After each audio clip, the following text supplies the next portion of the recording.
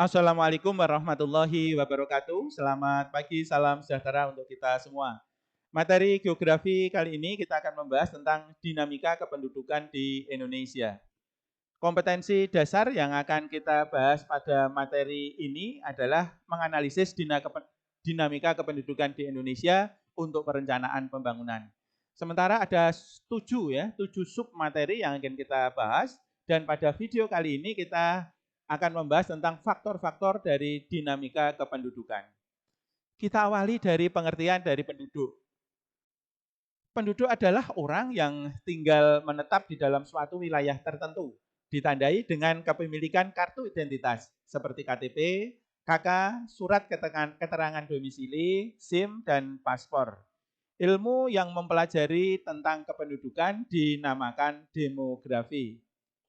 Selanjutnya, apakah yang dimaksud dengan dinamika penduduk itu?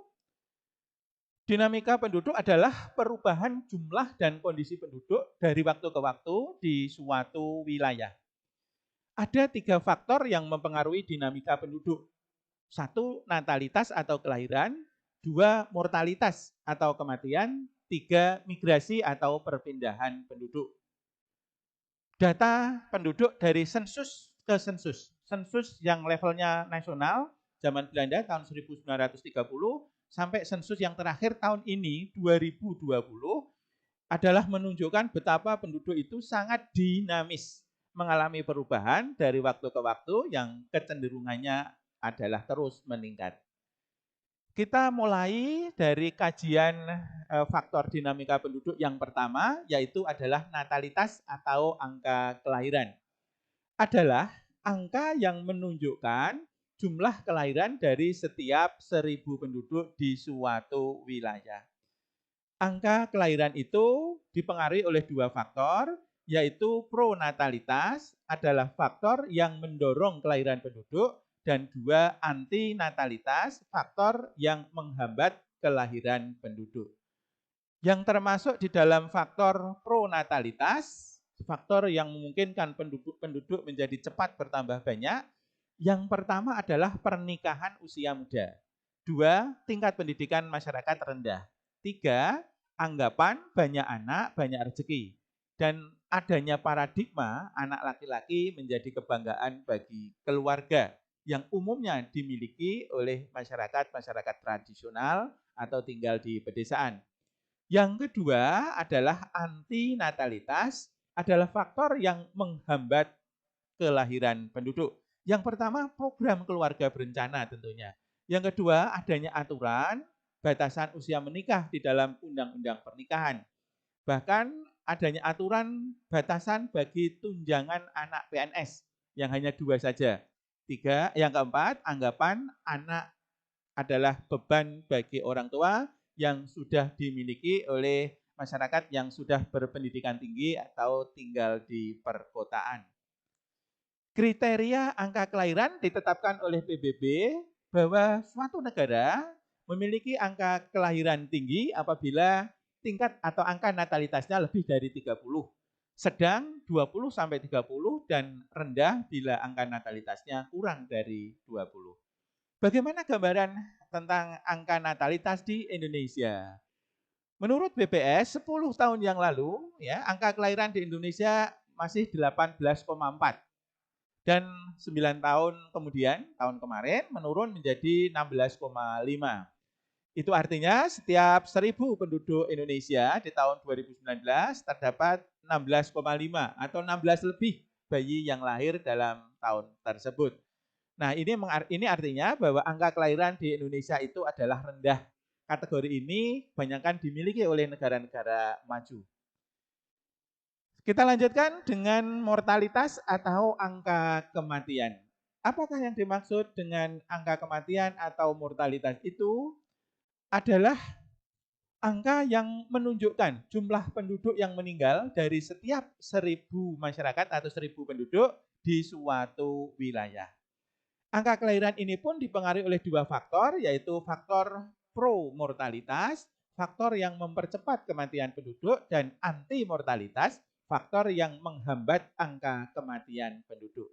Yang termasuk di dalam faktor pro-mortalitas antara lain yang pertama adalah fasilitas kesehatan dan tenaga medis yang sangat terbatas.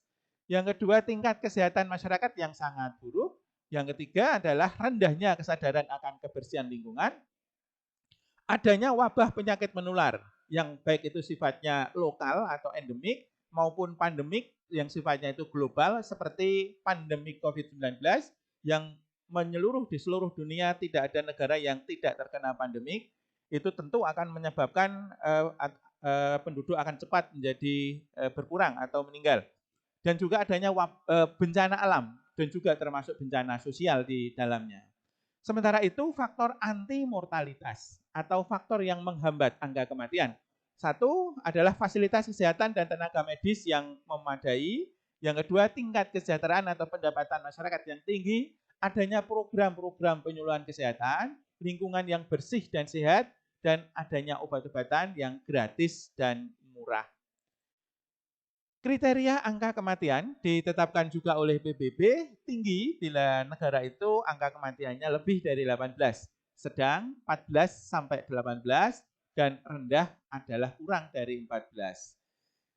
Dan gambaran negara Indonesia ini lepas dari kondisi pandemi global ya atau pandemi COVID-19. 10 tahun yang lalu BPS mencatat angka kematian di Indonesia adalah 6,25 dan 9 tahun kemudian, tahun kemarin menurun menjadi 5,97. Itu artinya bahwa setiap 1.000 penduduk di Indonesia tahun 2019 itu terdapat kurang dari 6 jiwa yang meninggal atau 5,97.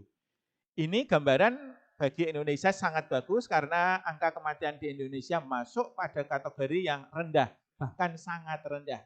Karena jauh di bawah angka 14, yang mana ini dimiliki oleh negara-negara maju. Kemudian yang faktor dinamika yang terakhir yaitu migrasi. Apakah itu migrasi penduduk? Migrasi adalah perpindahan penduduk dari suatu tempat ke tempat lain, dari suatu wilayah ke wilayah lain, dengan tujuan untuk menetap. Dan migrasi penduduk itu ada dua. Yang pertama adalah migrasi nasional atau intern, yaitu perpindahan penduduk dari suatu daerah ke daerah lain dalam satu negara, baik melintasi pulau maupun di dalam satu pulau itu. Contohnya adalah transmigrasi, urbanisasi, ruralisasi, dan lain-lain. Kajian migrasi nasional akan kita bahas pada video khusus yang judulnya nanti adalah mobilitas penduduk. Migrasi yang kedua adalah migrasi internasional atau ekstern, yaitu perpindahan penduduk dari suatu negara ke negara lain yang melintasi batas negara. Migrasi internasional ada bermacam-macam.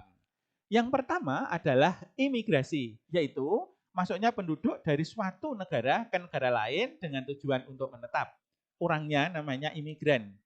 Yang kedua adalah emigrasi, yaitu keluarnya penduduk suatu negara ke negara lain. Orangnya namanya emigran. Dan yang ketiga adalah remigrasi atau repatriasi, yaitu kembalinya imigran atau emigran ke negara asalnya. Contohnya, Pak Joko adalah orang Indonesia, kemudian melakukan emigrasi ke negara Jepang. Dan setelah 10 tahun menetap di Jepang, karena bekerja pada sebuah perusahaan Jepang, dan setelah pensiun, Pak Joko memutuskan untuk melakukan perpindahan menetap ke Indonesia kembali, ya, dan tinggal menetap sampai akhir tuanya di Indonesia. Itu adalah contoh dari remigrasi. Demikian materi dinamika kependudukan, dan setelah dinamika kependudukan ini, kita akan membahas tentang cara menghitung dari dinamika kependudukan, yaitu cara menghitung CBR, ASBR, CDR, ASDR, IMR, dan termasuk cara menghitung migrasi masuk dan migrasi keluar. Terima kasih atas perhatiannya. Mohon maaf atas segala kekurangan. Wassalamualaikum warahmatullahi wabarakatuh.